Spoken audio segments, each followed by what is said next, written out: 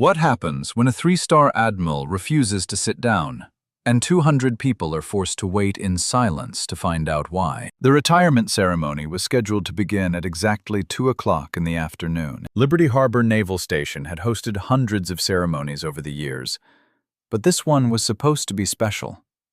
Captain Marcus Holloway was retiring after 28 years of distinguished service.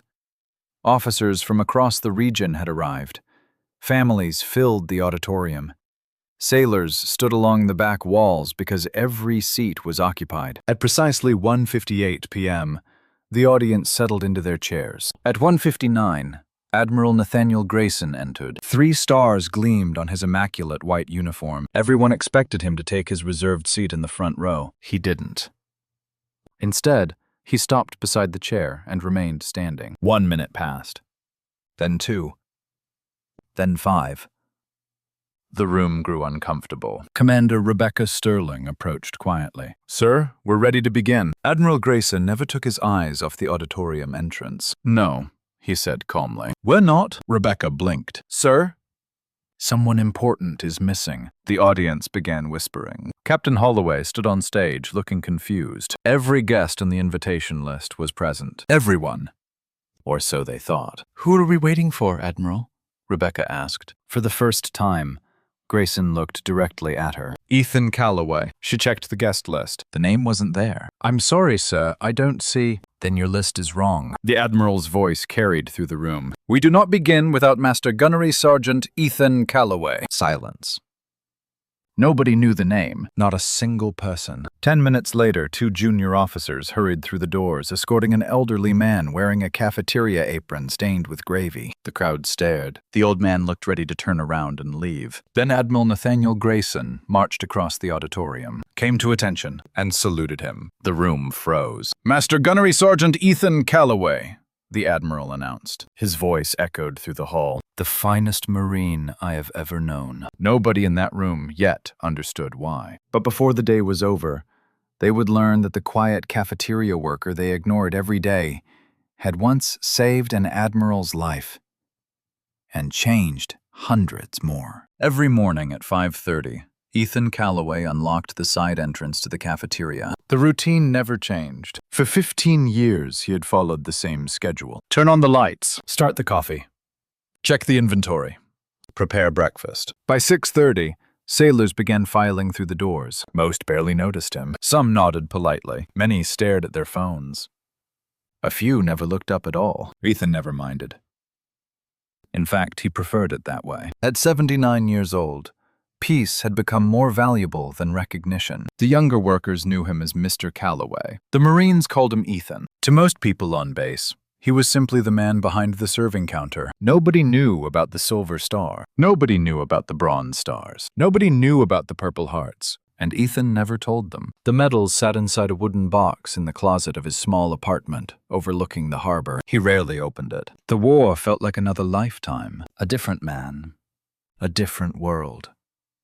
By 7 in the morning, the breakfast rush was in full swing. Young Marines crowded around the counter. Some looked exhausted. Others laughed loudly. A few carried the invisible weight that Ethan recognized immediately. He had seen that look before. Vietnam. The Gulf. Iraq. Afghanistan. The wars changed. The expression never did. Sometimes Ethan would quietly add an extra scoop of eggs to a Marine's tray. Sometimes he would ask a simple question. "How you doing today, son?" Many shrugged and moved on. Some stopped. Some talked.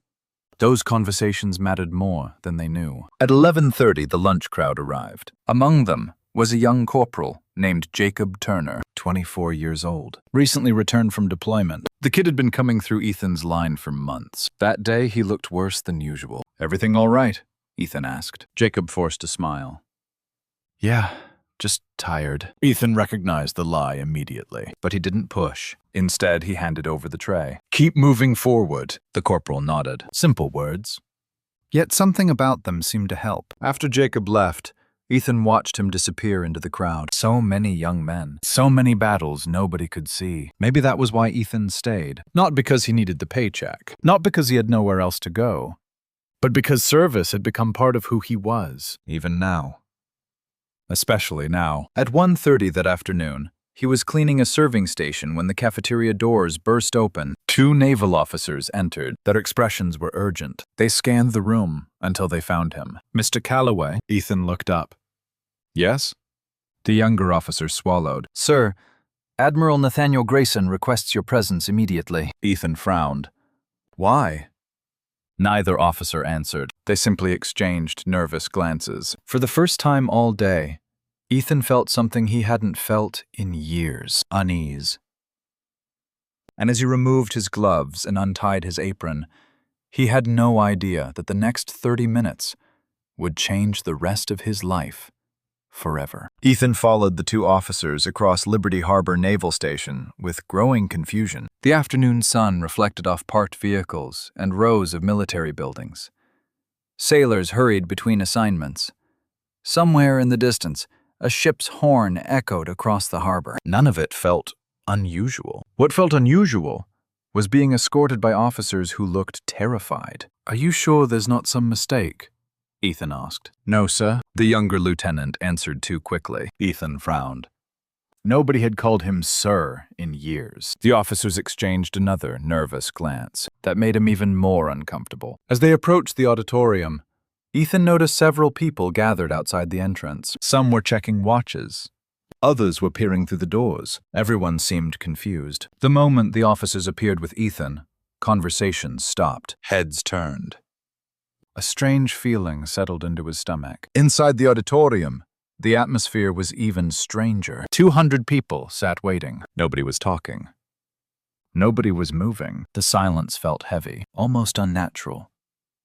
At the front of the room, Admiral Nathaniel Grayson remained standing beside his chair. His posture was rigid, his expression unreadable. Commander Rebecca Sterling stood nearby, holding the ceremony program. She looked like she had aged 10 years during the last 15 minutes. The retirement ceremony should have started long ago. Instead, 200 guests sat trapped in uncertainty because one man refused to sit down. Earlier, Rebecca had tried everything. She had reminded the Admiral about the schedule. She had pointed out that Captain Marcus Holloway and his family were waiting. She had even suggested beginning and recognizing the missing guest later. Nothing worked. Nathaniel Grayson never moved, never sat, never changed his answer. "We wait." That was all he said. Now, as the doors slowly opened, every person in the room turned toward the entrance. Rebecca followed their gaze. The cafeteria worker had arrived. At first glance, he looked completely ordinary. Old, thin, gray-haired. His blue work shirt was slightly wrinkled. The white apron hanging from his waist carried faint stains from lunch service. There was nothing about him that suggested importance. Nothing that explained why a 3-star admiral had effectively halted an official military ceremony. Ethan immediately noticed the crowd. His feet stopped moving. His heart dropped.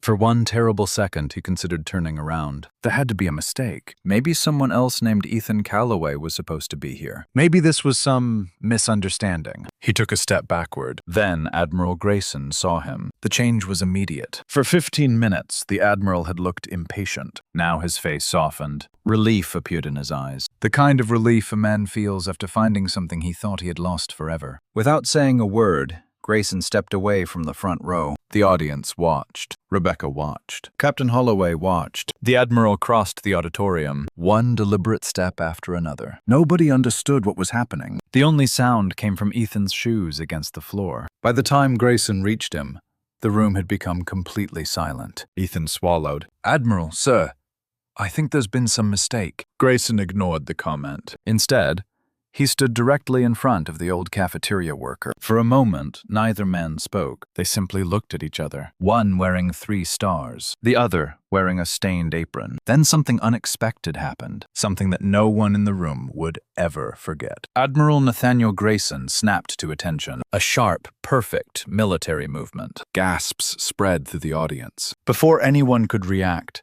the Admiral raised his right hand and delivered the most respectful salute of his entire career. Ethan froze. The room froze. Even Captain Holloway forgot to breathe. Then Grayson spoke. His voice echoed across the auditorium. "Master Gunnery Sergeant Ethan Calloway." The title hit the room like a thunderclap. No one moved. No one spoke. Ethan's eyes widened. Old instincts returned. 40 years of military discipline awakened in a single heartbeat. Slowly, almost automatically, he returned the salute. And at that moment, every person in the auditorium realized they were witnessing something far bigger than a retirement ceremony. They just didn't know how big. Not yet. Then Admiral Grayson lowered his hand and looked directly at the crowd. "The reason I'm standing here today," he said, "is because this man once took a bullet meant for me." The room exploded with whispers, and Ethan knew there was no turning back now. The whispers spread through the auditorium like wildfire. What did he say? "Master Gunnery Sergeant? He took a bullet for the Admiral?" People turned toward one another, searching for answers. Nobody had them. At the center of the room, Ethan Calloway wished he could disappear. For 15 years, he had lived quietly. He had served food, cleaned tables, gone home, returned the next morning. That life had suited him perfectly. Now 200 pairs of eyes were fixed on him. It felt unbearable. "Ethan," Admiral Grayson said softly. The old Marine looked up. The Admiral smiled. For a brief moment, the decades between them disappeared. Ethan no longer saw a powerful naval officer. He saw the young lieutenant he had once known, the scared kid who had arrived in Vietnam convinced he knew everything, the same kid who nearly died 3 weeks later. "Rick," Ethan said quietly. The audience heard it. More whispers erupted. The cafeteria worker had just called a 3-star admiral by his first name, and the admiral seemed honored by it. Nathaniel turned toward the crowd. His expression hardened. The command presence returned instantly. "Ladies and gentlemen," he announced, "most of you have never heard of Ethan Calloway." He paused. "That is our failure, not his." The room became silent again. Master Gunnery Sergeant Ethan Calloway served 28 years in the United States Marine Corps. A few jaws dropped. He completed 3 combat deployments in Vietnam. More silence. He earned the Silver Star. Gasps. 2 Bronze Stars. Several officers exchanged stunned looks. 3 Purple Hearts. Now the room was completely frozen. Even Captain Marcus Holloway looked astonished. Rebecca Sterling lowered the program she had been holding. She suddenly understood why the Admiral had refused to begin. But Nathaniel wasn't finished. "This man trained generations of Marines." He pointed toward Ethan. "This man taught leadership long before most of us ever wore a uniform." Another pause. Then he said the words nobody expected. "And this man belongs in the seat that was reserved for me." The audience stirred. Rebecca's eyes widened. The front row chair beside the stage was reserved specifically for the senior officer present. Protocol was clear. Nobody sat there except the ranking admiral. Nathaniel didn't care. "Commander Sterling." "Yes, sir." "Remove my name from that seat." Rebecca hesitated. "Sir." The Admiral looked directly at her. "Now." "CEO." "Yes, Admiral." She moved immediately. A few seconds later, the seat card bearing Nathaniel Grayson's name was removed. The room watched in stunned silence. Nathaniel turned back to Ethan. "Gunny." The old title felt strange after so many years. "Sir, that's not necessary." "It absolutely is. I'm dressed like this." Ethan glanced at the stained apron. "There are food stains on me." Nathaniel's eyes softened. "I don't care about your clothes." He spoke loudly enough for everyone to hear. "I care about the man wearing them." The room went silent again. Many people looked down, ashamed. How many times had they walked past Ethan? How many times had they barely acknowledged him? How many meals had he served them? How many mornings had he greeted them? And not one of them had known. Not one. Nathaniel gently guided Ethan toward the front row. The old Marine resisted, not because he was afraid, because attention made him uncomfortable. Recognition always had. But the Admiral refused to let him retreat. For once, Ethan allowed someone else to lead. As they approached the reserved seat, every person in the audience stood, not because they were ordered to, because it felt right. The applause began slowly, then spread. Within seconds, 200 people were clapping. Sailors, Marines, officers, families, veterans. The sound thundered through the auditorium. Ethan stopped walking. His eyes became wet. He quickly looked away. Marines didn't cry. At least that was what his generation believed. But standing there, hearing strangers honor him after decades of silence, He wasn't sure he could hold himself together. Nathaniel placed a hand on his shoulder. "Take the seat, Gunny." Ethan finally sat. The applause continued. Longer. Louder. Stronger. Captain Marcus Holloway watched from the stage. This had started as his retirement ceremony, yet even he understood. Something bigger was happening. A forgotten hero was finally being seen, and the story behind that hero had not even begun. As the applause slowly faded, Nathaniel Grayson stepped toward the podium. He adjusted the microphone, looked across the room, then directly at Ethan. "There is something all of you deserve to know." The Admiral took a slow breath. His eyes drifted somewhere far away. Somewhere across decades. Somewhere across an ocean. Back to a jungle in Vietnam. Back to the day everything changed. And back to the moment Ethan Calloway saved his life. The auditorium disappeared. For a moment, Admiral Nathaniel Grayson was no longer standing behind a podium in California. He was 22 years old again. Young, confident, and completely unprepared for war. "I graduated near the top of my class," Nathaniel began. A faint smile crossed his face. "Back then, I thought that meant I knew something." A few people chuckled. Nathaniel shook his head. "I didn't know anything." The room listened carefully. "Then I met Master Gunnery Sergeant Ethan Calloway." Across the front row, Ethan lowered his eyes. He already knew where this story was going. Nathaniel continued. "It was 1969. The Admiral's voice grew quieter. My first deployment to Vietnam." The audience leaned forward. "I arrived believing rank meant leadership." He looked directly at several younger officers. "Ethan taught me how wrong I was." The room fell silent. "He had already survived 2 combat tours before I ever stepped foot in country." Nathaniel smiled. "I was a brand new lieutenant. Fresh uniform, fresh confidence." Another pause. Gunny took one look at me and knew I was going to get somebody killed. Laughter rippled through the audience. Even Ethan allowed himself a small smile. Nathaniel pointed toward him. He wasn't wrong. The room laughed again. Then the Admiral's expression became serious. "Most people think leadership starts when people salute you." He shook his head. "It doesn't. It starts when people trust you." The words hung in the air, and nobody trusted me. The audience chuckled softly. "Not at first." Nathaniel began pacing slowly across the stage. "The first week, I tried to prove myself." His smile returned. "I gave unnecessary orders." More laughter. I tried to sound tough. A few knowing smiles appeared among the veterans, and I spent a lot of time pretending I knew what I was doing. Now even Captain Holloway laughed. Nathaniel pointed at Ethan again. "Every time I made a mistake, Gunny fixed it before anyone got hurt." The old Marine shifted uncomfortably in his seat. He hated being praised. Nathaniel ignored him. "There was one patrol I'll never forget." The audience grew quiet. Our platoon had been moving through dense jungle for hours. The Admiral's eyes drifted into memory. The heat was unbearable. The air felt heavy enough to drink. We were exhausted. Nathaniel stopped walking. "I made a navigation decision." He laughed once. "A terrible navigation decision." Several Marines in the audience smiled knowingly. "We ended up miles off course." The audience laughed. Nathaniel continued. "Gunny never embarrassed me in front of the men. Never. He simply walked over." The Admiral mimicked Ethan's calm voice. "Lieutenant, maybe we should double-check the map." More laughter. Nathaniel nodded. That's how he taught. Not with humiliation, not with ego, with patience. The Admiral glanced toward Ethan. Every lesson was about protecting people. The room grew quieter. If food ran short, Gunny ate last. If someone was exhausted, Gunny carried extra weight. If a Marine was scared, Gunny found a way to help him without making him feel weak. Nathaniel paused. I had never seen leadership like that. For the first time, several younger sailors stopped taking notes. They simply listened, because they understood they weren't hearing a war story. They were hearing a lesson. Nathaniel returned to the podium. 3 weeks after arriving in Vietnam, I thought I was finally starting to figure things out. His voice lowered. I wasn't.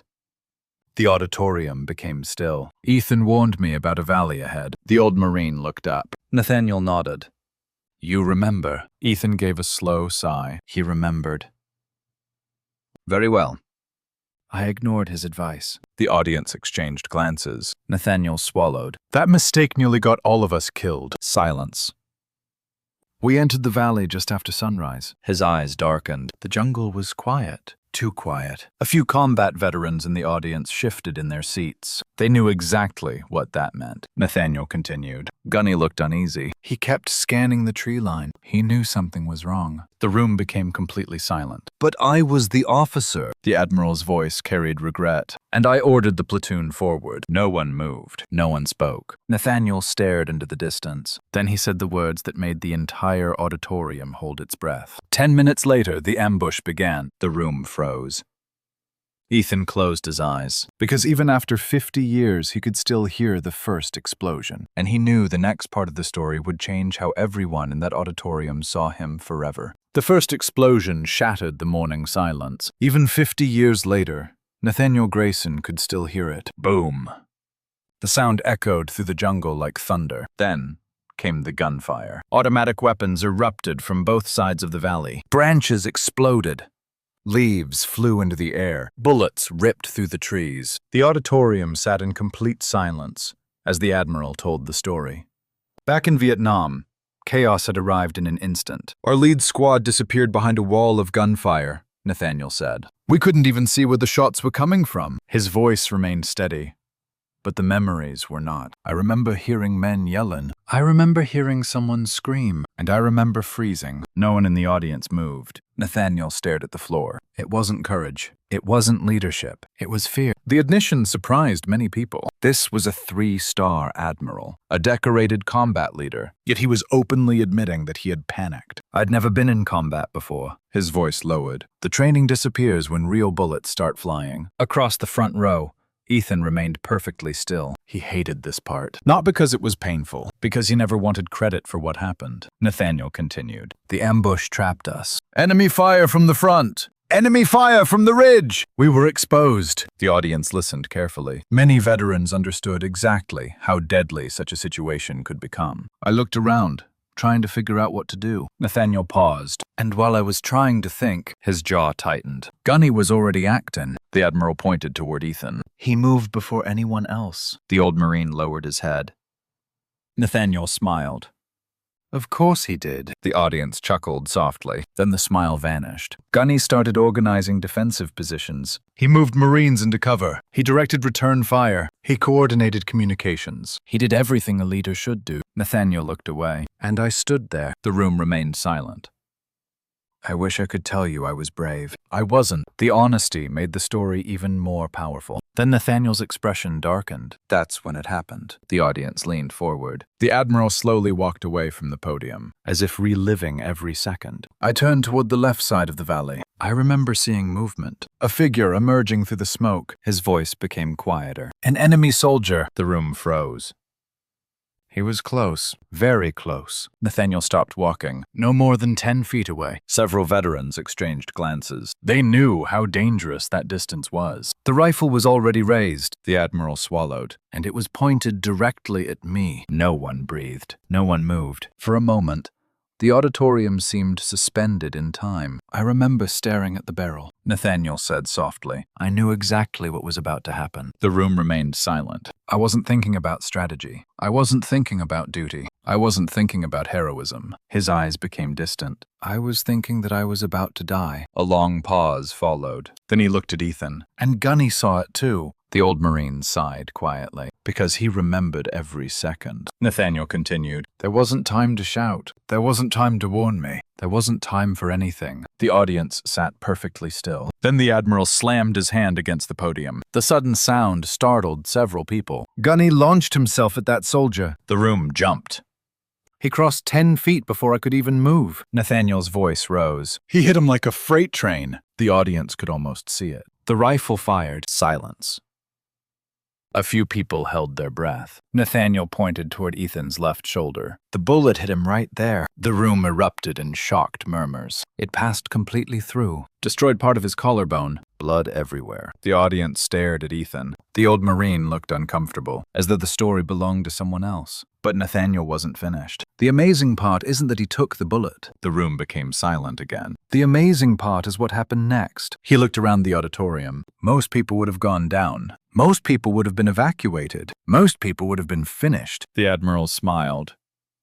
Gunny wasn't most people. Laughter mixed with admiration. Nathaniel continued. He fought through the pain. He secured the position. He organized the defense. He got wounded Marines out. He coordinated air support. The audience listened in disbelief. Then came the final revelation. He did all of that with a shattered collarbone. Gasps spread across the room. Nathaniel nodded. And when the evacuation helicopter finally arrived, he paused.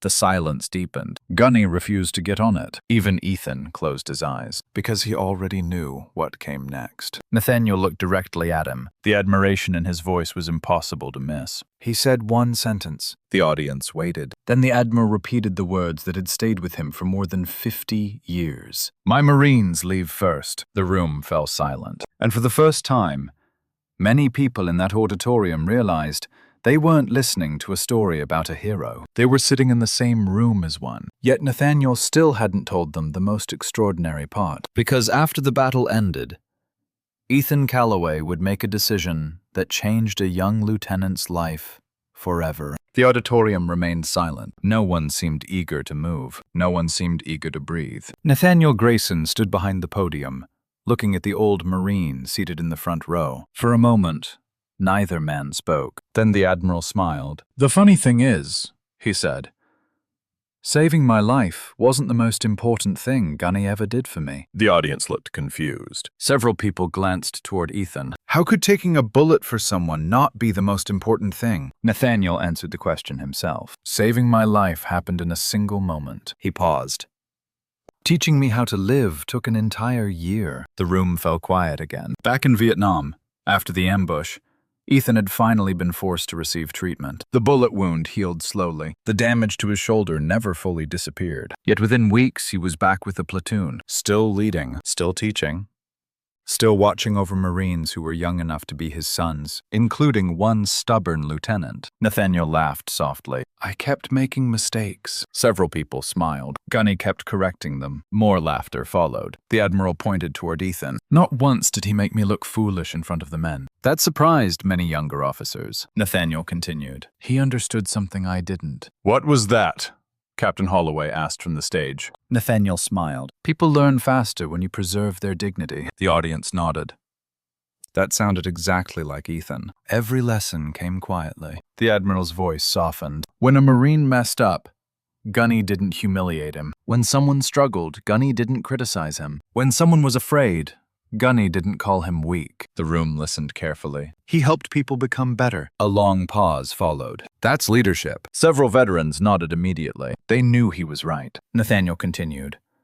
"I remember one night after a patrol. The memory made him smile. We had lost 2 men that week." The room became somber. Everyone was exhausted. Nobody talked much. The Admiral looked toward Ethan. "I was angry. At the war. At myself. At everything." Ethan remembered that night very clearly.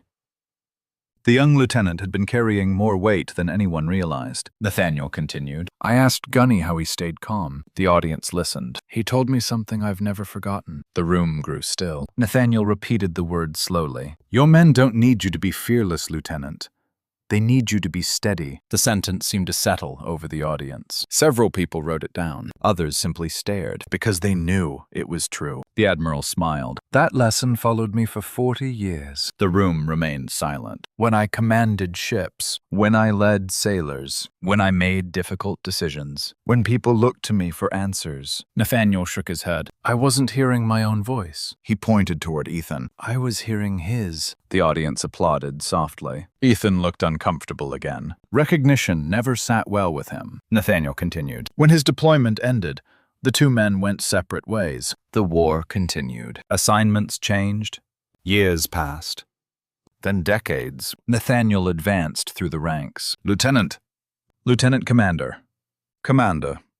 Captain. Admiral. Each promotion brought more responsibility, more leadership, more people depending on him. Yet he never forgot the Marine who had shaped him. "I tried to find him," Nathaniel said quietly. The audience listened. Again and again. The smile faded. "I looked after my first promotion. No luck. I looked after my first command. Nothing. I looked after becoming Admiral. Still nothing." The room was silent. Nathaniel stared at Ethan. "You disappeared." The old Marine shrugged. The gesture made several people laugh. It was exactly what they expected. Nathaniel shook his head. "You vanished like a ghost." The audience laughed again. Then the Admiral's voice softened. "For more than 20 years I searched." The room grew quiet. Every Marine I knew, every contact, every veterans organization, every database, nothing. No address, no phone number, no forwarding information. It was as if Ethan Calloway had simply stepped off the map. Nathaniel paused. The memory still hurt. Then he smiled. 3 months ago, that changed. The audience immediately leaned forward. They wanted to know. Everyone did.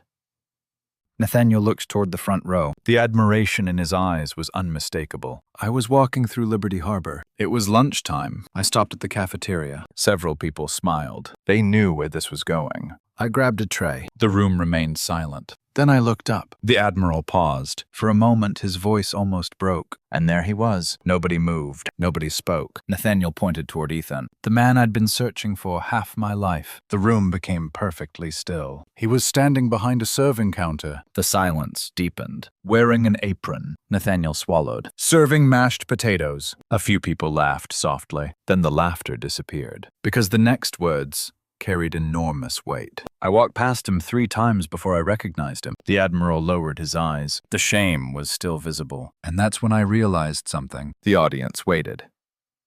Nathaniel looked around the room. We had all stopped seeing him. Silence. The words landed heavily, because everyone knew he was right. For 15 years, Ethan had been there, serving, helping, watching over young Marines, and almost nobody had truly seen him. Nathaniel took a slow breath, then looked directly at Ethan. "And that is why I knew today couldn't begin until everyone did." The room remained silent, but Ethan knew what was coming next, because Nathaniel had not yet told them what happened the day they met again in that cafeteria. And that reunion would change both of their lives forever. The first time Nathaniel Grayson recognized Ethan again, he almost dropped his lunch tray. It had happened 3 months earlier, a perfectly ordinary afternoon. The kind of day that should have been forgotten. Instead, it became one of the most important days of his life. Nathaniel had been rushing between meetings, budget reviews, operational briefings, personnel evaluations, the endless responsibilities that came with wearing 3 stars. By noon, he had skipped breakfast and barely touched lunch. So he did something unusual. He went to the cafeteria himself. No aides, no reserved table, no ceremony, just another hungry officer standing in line. At least, that was the plan. He picked up a tray, moved down the serving line, accepted vegetables from one worker, potatoes from another. Then he reached the final serving station. An elderly man stood behind the counter. Gray hair, weathered face, slightly stooped posture. Nothing remarkable at first glance. The man looked up. For only a second. That was all it took. Nathaniel froze. The eyes.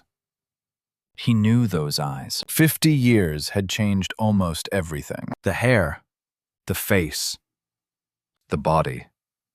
But not the eyes. The same calm focus, the same quiet strength, the same steady presence he remembered from Vietnam. The old man smiled politely. "Mashed potatoes, sir?" Nathaniel couldn't speak. The cafeteria noise seemed to disappear. For a moment, he was standing in a jungle again, 22 years old, terrified, watching a Marine throw himself into danger to save him. The old man frowned slightly. "Sir?" Nathaniel stared, then finally whispered, "Gunny?" The serving spoon stopped moving. The old Marine blinked. For a moment, neither man spoke. Then Ethan Calloway laughed, a quiet laugh, the kind that carried decades of history. "Took you long enough, Lieutenant." The memory brought laughter to the auditorium. Even now, Ethan smiled at the recollection. Nathaniel shook his head. "I couldn't believe it." He looked at the audience. I'd spent decades searching for him. The room remained silent. And there he was. The Admiral pointed toward Ethan, serving mashed potatoes. More laughter spread through the crowd. Then Nathaniel's expression softened. The humor disappeared. What happened next wasn't funny. The audience listened carefully. I sat with him. The Admiral paused. We talked for nearly 2 hours. The memory still felt vivid. Nathaniel had expected bitterness, anger, regret, something. Anything. Instead, he found peace, a kind of peace he rarely saw, especially among combat veterans. He remembered asking the question directly. "Gunny, why are you here?" Ethan had shrugged. "Where else would I be?" The audience smiled. That sounded exactly like him. Nathaniel continued. "I told him he could have done anything. Consulting, training, security, speaking." The Admiral spread his hands. People would have paid him a fortune. The room nodded. A decorated combat veteran with his experience could have chosen countless paths. Instead, he worked in a cafeteria. Why? Nathaniel looked toward Ethan. The answer still amazed him. Ethan had simply said, "After 30 years of chaos, I wanted peace." The room grew quiet. "I spent enough time carrying weapons," the old Marine had said. "Now I carry trays." Several people smiled. Nathaniel continued. "He told me something else." The audience waited. "He said purpose matters more than recognition." The room became silent. Every word felt important. "Ethan told me he wasn't serving food." The Admiral looked around. "He said he was serving people." The audience listened carefully. "He knew the names of hundreds of sailors. He remembered birthdays. He checked on struggling Marines. He quietly paid for meals when someone was short on money." Gasps spread through the room. Many people hadn't known that. Neither had Nathaniel. "He never told anyone." The Admiral shook his head. "He just did it." The silence deepened, because everyone understood. That was who Ethan Calloway was. Not just in war. Not just in combat. In everyday life. Nathaniel paused. Then his voice became heavier. "The thing that hurt most wasn't finding him." The audience waited. "It was realizing I'd walked past him 3 times before I recognized him." The words landed hard, because everyone in the auditorium suddenly realized they had done the same thing for years. Maybe hundreds of times. Nathaniel looked around the room. "You all saw a cafeteria worker." The room remained silent. "I saw one too." His voice cracked slightly. "And we were wrong." No one spoke. No one moved.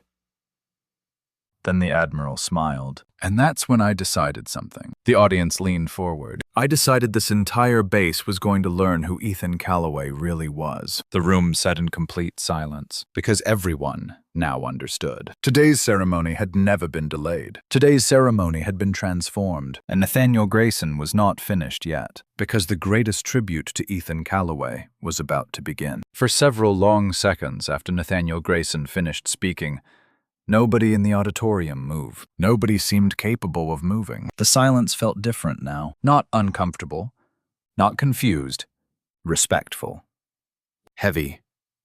The kind of silence that follows truth. 200 people sat staring at Ethan Calloway. Yet they were no longer looking at a cafeteria worker. They were seeing something else entirely. A Marine. A warrior. A mentor. A man who had spent decades serving others without asking for recognition. Ethan shifted uncomfortably in the front row. He hated attention. Always had. Combat had never bothered him. Public praise did. Nathaniel smiled. He knew exactly what Ethan was thinking. The old Marine would rather charge through enemy fire than sit through applause. Unfortunately for Ethan, the ceremony wasn't over. Not even close. Captain Marcus Holloway slowly stepped forward, the retirement ceremony's guest of honor, the man whose career they had originally gathered to celebrate. He walked across the stage, stopped beside the podium, then looked directly at Ethan. For a moment, the room wondered what he would say. Marcus cleared his throat. "Master Gunnery Sergeant Calloway." Ethan looked up. The captain smiled. "I think I speak for everyone here when I say we're honored to be in your presence." The audience immediately applauded. Ethan lowered his eyes. Marcus continued. "I've spent 28 years in uniform." The room listened. "I'm proud of that service." He paused. "But I never took a bullet from my Marines." Silence. "I never carried wounded men out of an ambush." More silence. "And I never spent 50 years quietly helping others without asking for recognition." The audience nodded. Marcus pointed toward the stage. "Would you join us up here, Gunny?" Ethan immediately shook his head. "No, sir." Laughter rippled through the crowd. The answer had been expected. Marcus smiled. "That wasn't a request." More laughter. Ethan sighed heavily. The audience laughed again. Slowly, he stood. Every eye followed him. The old Marine climbed the steps, one at a time. His knees protested. Age had stolen speed, but not dignity. When he reached the stage, the audience erupted into applause once more. Longer this time. Stronger.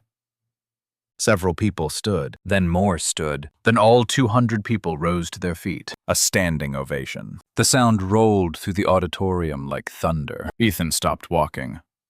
His eyes glistened. For a moment, he couldn't move. Nathaniel stepped beside him. Neither man spoke. They simply stood there while the applause continued. 1 minute.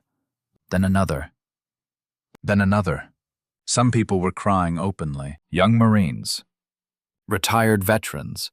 Military spouses. Even Commander Rebecca Sterling wiped tears from her eyes. Because everyone understood the same thing. This should have happened years ago. Nathaniel finally raised a hand. Gradually, the applause faded. The room became quiet again. Then the Admiral reached into his pocket. Nobody knew what he was doing. He removed a small velvet box. The audience watched curiously. Nathaniel opened it. Inside rested a Silver Star medal. The room froze. Ethan stared. "Rick." The old Marine's voice was barely audible. Nathaniel smiled. "I know you already have one." The audience listened carefully. "It's probably sitting in a drawer somewhere." A few people laughed softly. They suspected he was right, but I wanted everyone here to see it. The room became perfectly still. Nathaniel carefully lifted the medal, then stepped closer. Ethan looked down at his cafeteria apron. The old white fabric carried faint stains from lunch service. Nothing glamorous. Nothing impressive.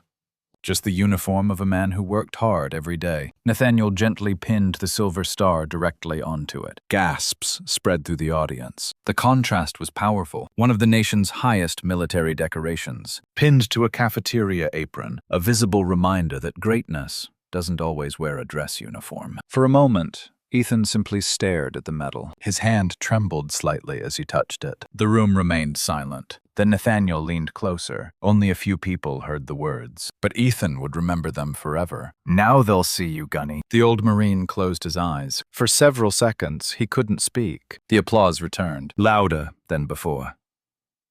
Stronger than before. And this time, Ethan could no longer hide the tears. Not because of the medal. Not because of the applause, but because after decades of quiet service, people finally understood. They finally saw what had been standing among them all along. Yet as the ceremony came to an end, Nathaniel knew honoring Ethan's past wasn't enough. The old Marine still had something valuable to give, something the next generation desperately needed. And before the day ended, Nathaniel Grayson intended to ask him for one final act of service. The ceremony officially ended 40 minutes later. Unofficially, it continued for hours. People lined up across the auditorium. Sailors, Marines, officers, retirees, families.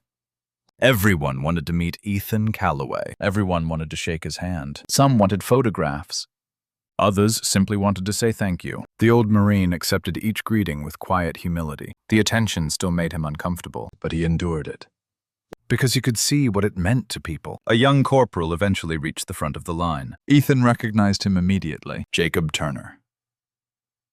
The same Marine who had come through the cafeteria earlier that morning. The same Marine whose eyes had carried a burden he couldn't hide. Jacob stood awkwardly. For a moment, he seemed unsure what to say. Then he finally spoke. "Gunny." The title sounded natural now. Everyone was calling him that. "I've eaten in your cafeteria for almost a year." Ethan smiled. "I know." Jacob laughed softly. "Of course you do." Then his expression became serious. "I'm sorry."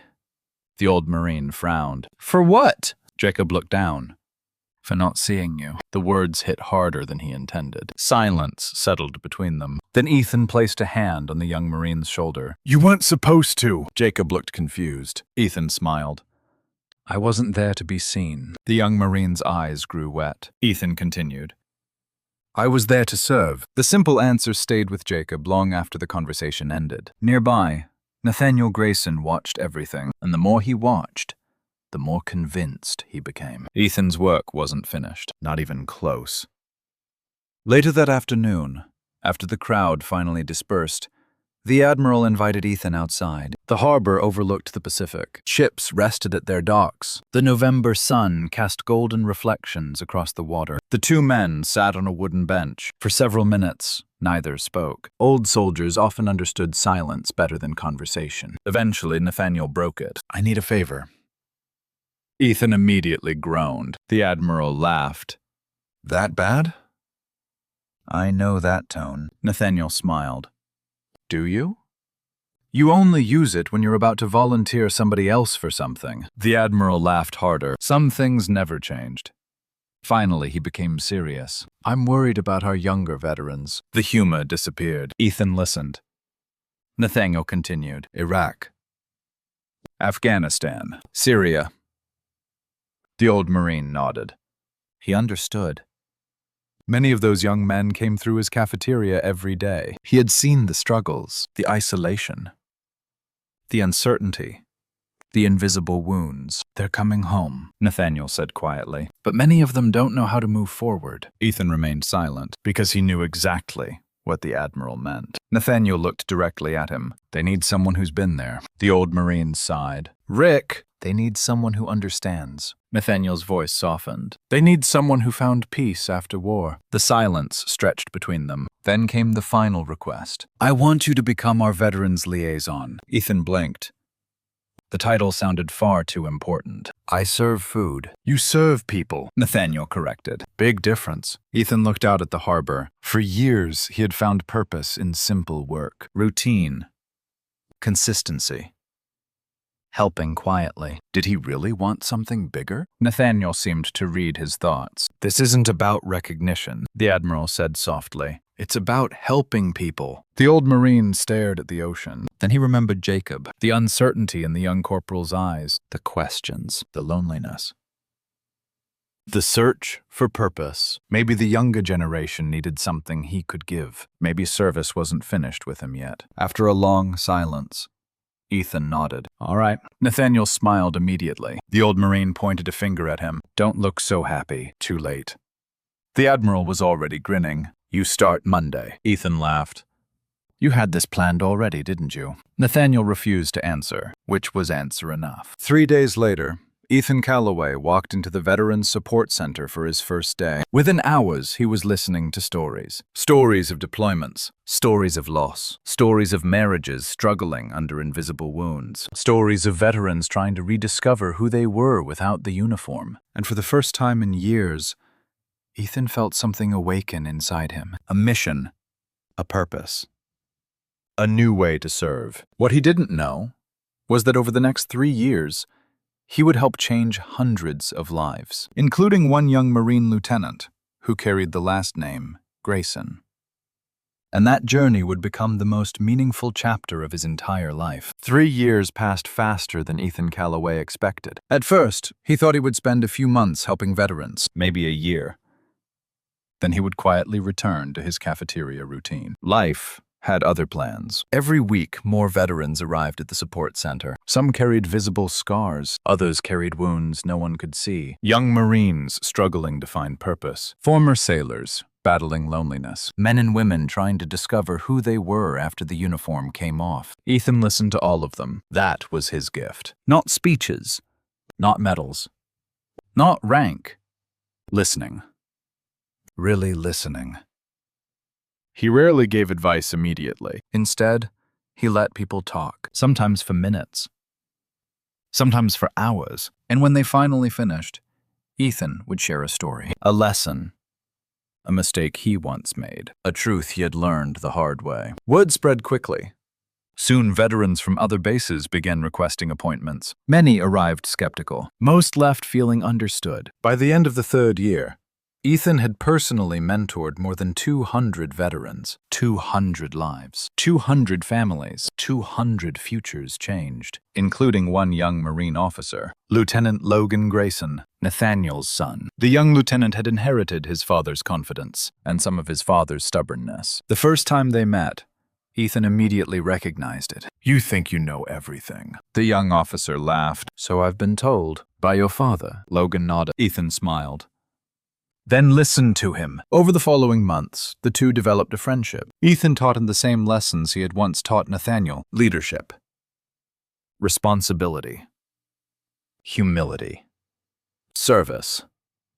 Years later, Logan would tell people that the most important leadership training he ever received came from an 80-year-old Marine sitting behind a desk. Meanwhile, Ethan attended the Vietnam Battalion reunion, Nathaniel had convinced him to join. He almost didn't go. Part of him feared nobody would remember. Part of him feared remembering too much. When he finally arrived, he received his answer. The moment he entered the room, 50 aging veterans stood, one by one. Then all together, every man snapped to attention. Someone shouted, "Gunny, on deck!" The room erupted. Laughter. Applause. Tears. Stories. Memories. For the first time, Ethan understood something important. He had never been forgotten, not by the men who mattered. Years later, on a quiet autumn evening, Ethan passed away peacefully in his sleep. He was 82 years old. The news spread quickly. Within hours, phones rang across the country. Veterans called one another. Former Marines shared memories. Families passed along the message. Gunny was gone. The funeral took place at Patriot Hills National Cemetery. Full military honors. What surprised everyone was the crowd. More than 300 people attended. Veterans traveled from multiple states. Former sailors, retired officers, military families, young Marines Ethan had mentored. Even Jacob Turner came. The once lost corporal now led Marines of his own. At the front stood Admiral Nathaniel Grayson, retired now. His hair completely gray, his posture slightly slower, but his voice remained steady. As he approached the podium, the cemetery fell silent. The folded American flag rested atop Ethan's casket. Nathaniel looked at it for several moments before speaking. Most people measure a life by accomplishments. His voice carried across the rows of white headstones. Medals, promotions, titles. The crowd listened. Ethan Calloway earned all of those. A pause. But none of them explain who he truly was. Nathaniel looked toward the veterans. The greatest thing Ethan ever taught me was that leadership is service. The wind moved gently through the cemetery. Not authority, not privilege, service. The Admiral's voice softened. He saved my life in Vietnam. The crowd listened. But that's not why I loved him. Silence. I loved him because he spent the rest of his life saving others. Several veterans lowered their heads. Nathaniel continued. He served in combat. He served in a cafeteria. He served in a counseling office. The old Admiral smiled. And he never stopped serving. For the first time, his voice cracked. He showed me that purpose doesn't end when the uniform comes off. The cemetery remained silent. It simply changes shape. Many eyes filled with tears. After the ceremony ended, people slowly approached the grave, one by one. They left challenge coins, notes, flowers, photographs, memories. Finally, a young Marine stepped forward, 25 years old, one of the veterans Ethan had mentored. He placed a handwritten letter beside the headstone. The letter contained only one sentence, a sentence Ethan had repeated countless times. Service never ends. It only changes shape. Hours later, after everyone had gone home, Nathaniel remained alone beside the grave. The sun was beginning to set. The cemetery was quiet, peaceful. He looked at the headstone, then smiled. For a long moment, he said nothing. Finally, he whispered, "Thank you, Gunny." The wind moved softly through the trees. Nathaniel stood at attention, delivered one final salute. And for a brief moment, he imagined he could hear Ethan's familiar voice again. Steady. Calm. Certain. Still teaching.